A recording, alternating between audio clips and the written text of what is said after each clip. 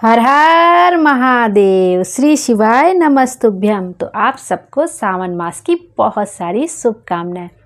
तो सावन मास के कई सारे दिन बीत चुके हैं और ये जो सावन मास की अष्टमी तिथि आ रही है यह उसका महा उपाय है। कहा जाता है कि जो सावन मास की अष्टमी तिथि आती है, यदि उस दिन हम कोई उपाय करते हैं तो हमारी मनोकामना जरूर पूरी होती है। और यह जो उपाय है वो अष्टमी तिथि का उपाय है।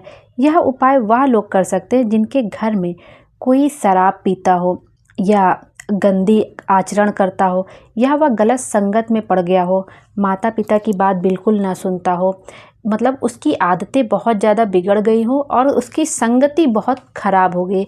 यदि किसी की संगति भी खराब हो जाती है तब भी उसका आचरण सही नहीं रहता है तो वह धीरे धीरे गलत रास्ता पकड़ ही लेता है।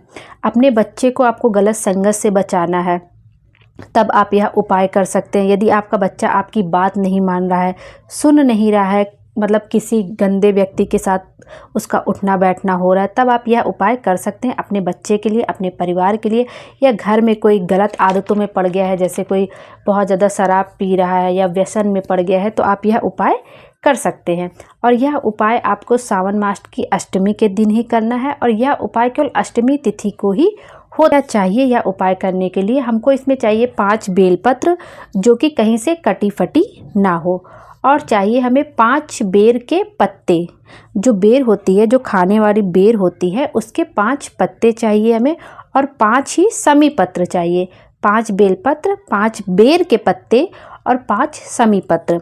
अब क्या करना है, आपको जो बेलपत्र है उसके ऊपर आप पीला चंदन जो होता है, पीला चंदन आप घिस कर भी लगा सकते हैं या डिब्बी वाला भी आपके पास हो।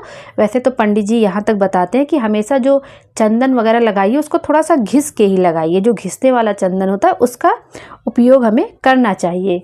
तो पीला चंदन आपको, बेलपत्र आप चाहे एक एक बिंदी रख दीजिए या उस पर की बेलपत्र पे अच्छे से पीला चंदन लगा दीजिए। और जो बेर की पत्ती है, जो आप बेर, जो खाने वाला बेर होता है उसकी जो पत्ती, उसके ऊपर लाल चंदन लगाना है।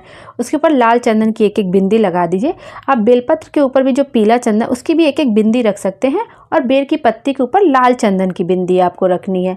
और उसके बाद आपको लेना है 5 समी पत्र। इस तरह से आपको ले लेना है और फिर तांबे के पात्र में 1 लोटा शुद्ध जल लेना है अपने घर का। फिर आपके घर के आसपास जो शिवालय हो आपको वहाँ चले जाना है। फिर शिवलिंग पर सबसे पहले आपको चढ़ाना है जो बेर की पत्ती जिस पे आपने लाल चंदन लगाया है, सबसे पहले वो बेर की पत्ती शिवलिंग पर समर्पित करनी है। श्री शिवाय नमस्तुभ्यम बोलते हुए या नमः शिवाय बोलते हुए, और इस तरह आपको बेर की पत्ती समर्पित करनी है। उसके बाद आपको बेलपत्र समर्पित कर, पहले बेर की पत्ती समर्पित करिए, उसके बाद बेलपत्र समर्पित करिए और फिर आपको समीपत्र चढ़ाना है। श्री शिवाय नमस्तुभ्यम बोलते हुए ये सब आपको चढ़ाना है। और आपको क्या करना है कि सभी पत्तियों के, जितनी भी पत्तियां आपने चढ़ाई हैं, बेलपत्र की पत्ती हो गई और बेर की पत्ती हो गई, समी पत्र चढ़ाया है, सब आपको उठा लेना है और आपको बेलपत्र के वृक्ष के नीचे जाना है। जो भी आसपास बेलपत्र का वृक्ष हो उसके नीचे जाना है और सभी पत्तियों को श्री शिवाय नमस्तुभ्यम बोलते हुए सभी पत्तियों को बेलपत्र के वृक्ष के नीचे समर्पित कर देना है। जैसे बेलपत्र, बेर की पत्ती और समी पत्र है, सब समर्पित कर देना है वहीं बेलपत्र के वृक्ष के नीचे। और आपको क्या करना है, जो आप 1 लोटा जल लेके गए हैं घर से, वो आपने शिवालय में शिवलिंग पे तो चढ़ाया नहीं है, जो आपके पास 1 लोटा जल है तांबे के पात्र में, उसको क्या करना है, जो आपने पत्तियां चढ़ाई हैं बेलपत्र के वृक्ष के नीचे, उसी पर अवधूतेश्वर महादेव का नाम लेकर, अवधूतेश्वर महादेव का नाम लेकर 1 लोटा जल धीरे धीरे उस पत्तियों के ऊपर समर्पित करना है। अब आपको उसके बाद क्या करना है, आपने इतना कर लिया, उसके बाद आपको करना है कि इन पत्तियों में से केवल 5 बेलपत्र की पत्ती आपको उठाकर घर पे ले आनी है। बेलपत्र की पत्ती आप उठाकर घर पे ले, और जो व्यक्ति गलत आचरण कर रहा है या आपके बच्चा कोई गलत आचरण कर रहा है या जिसको भी ये दिक्कत है, आप उसको रोज़ 1-1 पत्ती करके खिला सकते हैं प्रसाद की तरह। मतलब वो 5 दिन में खाए, 7 दिन में खाए, जितने दिन में वो खा सके उसको खिला दीजिए। यदि लेकिन वो प्रसाद, बेलपत्र की पत्ती खाने को, जब बच्चे गलत आचरण में होते या घर का कोई व्यक्ति गलत आचरण, तो उतनी समय उसको ये सब कोई चीज़ें अच्छी नहीं लगती कि आप उसके हित के लिए कुछ कर रहे हैं। उसको लगता है कि नहीं, गलत है, जो मैं कर रहा हूँ वही सही है। तो आप उसके लिए क्या कर सकते हैं कि जो बेलपत्र पहले आप उसको सुखा लीजिए, फिर अच्छे से उसको पीस के उसका एकदम चूरा बना लीजिए, फिर उसको आप खाने में मिला के दे दीजिए या किसी चीज़ में उसको मिला के दे, मतलब कर तो हम उसके भले के लिए रहें, तो उसको किसी तरह बस मिला के खिला देना है। तो आप कुछ ही देखेंगे कि जो उसकी आदतें हैं वो धीरे धीरे छूटने लगेंगी और वो सही रास्ते पे आने लगेगा।